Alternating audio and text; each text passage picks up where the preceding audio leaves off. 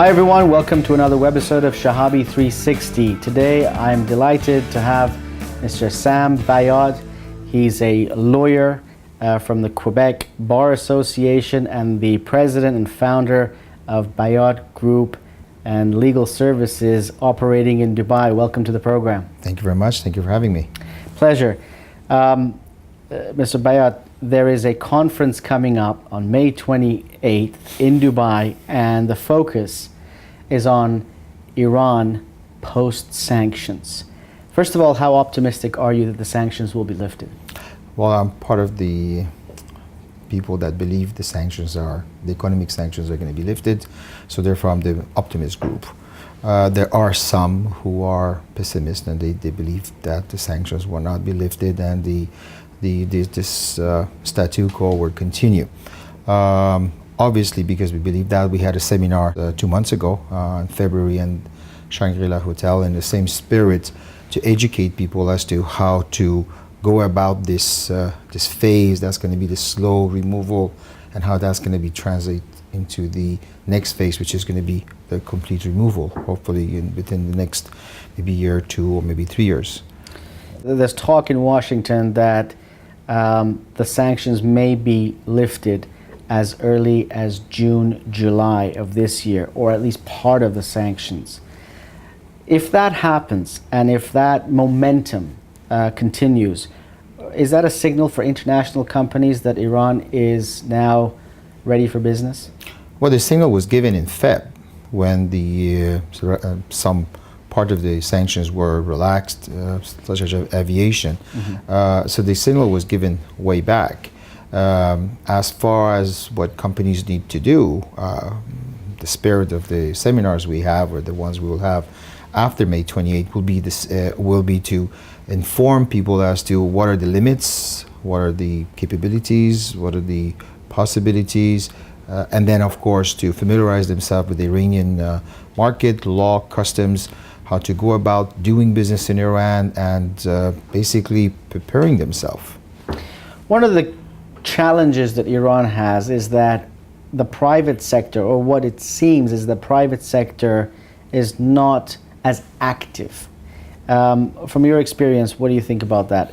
I don't believe that that's correct. I think the private sector is very proactive, and for example, I was talking with someone, they're saying a foreign European car brand, I'm not going to say which one, had plans 2 years ago to sell only 1,000 units, and they went up to 5,000 units. So no, the private sector is really much involved. They're proactive. They want to bring businesses, and I believe once the sanctions are slowly starting to peel off, we're going to see a lot of different kind of businesses going to Iran. Let me pose this question in another way. In Canada, we have crown corporations. It's the government creating semi-private companies and operating. In Iran, we have the similar kind of crown corporations operating, which then brings the question, will these organizations be competing with any private sector that wants to enter this market? Is there a conflict between the two? I think it's a very interesting question, because that's probably going to be the biggest hurdles the Iranian government, businesses, and the foreigners are going to have, because although the countries has in the past 8 years at least been trying to privatize a lot of the crown corporations, as you said, a lot of them were grabbed by foundations, and these foundations would have to let go because they're not private. Yeah. Although they're private, they're not government owned, but they're owned by trustees, and still there's government similar type of employee mentality in them.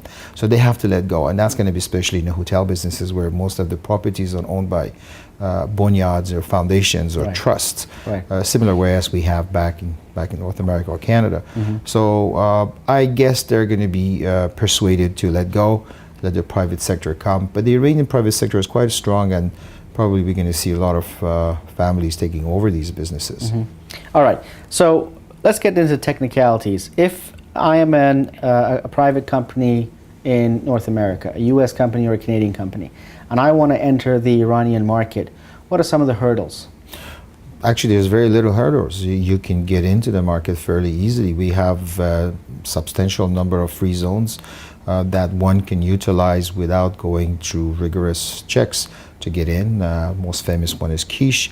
You have daily flights from Dubai, just 20 minutes, and you don't need any visa to get in. So to implement a company in that area or in free zones, fairly easy, fairly simple, 100% foreign owned, no local management or employees is required.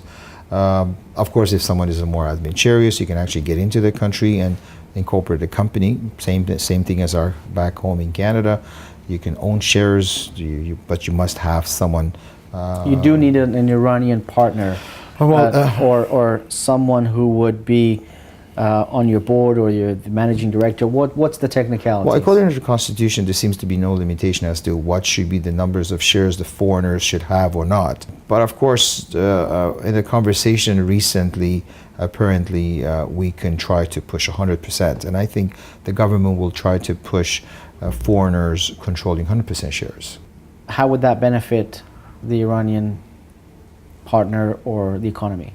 Well, the Iranian partner is certain companies must take for an Iranian partner because of their knowledge of the business, the fact that they will also invest capital in the company or the venture. So from that point of view, yes, but from the practical view, no. Of course, Iran also, if you have any better knowledge of the market by knowing people, that could also help too. But from a pure technicalities, no, you don't need one. If you can manage to sell your products, it's easy. One final question that I have for you, and it's a combination. Anyone who talks about business, Business 101 will tell you that in order to have economic growth, economic prosperity, you need to have political stability. Do you think that Iran can guarantee investors that its infrastructure, that its political infrastructure, will be business friendly and it'll be safe and secure? Yes, I believe so. I think they are moving towards political stability. And if you look at the last months, actually, even just go a year back, where everybody was talking about war, how the Israelis going to attack through Saudi, are they going to let them go through their space or not? The sanctions were really hard. Right now, the Iranians' image has changed. The British have reopened. The negotiations are moving way fast. Actually, too fast for some to follow. There is an indication that they might come to an agreement by July 21st. Maybe not probable, but definitely by the end of the year. So from the Iranian side, there's been a tremendous change showing that they're willing to work, cooperate.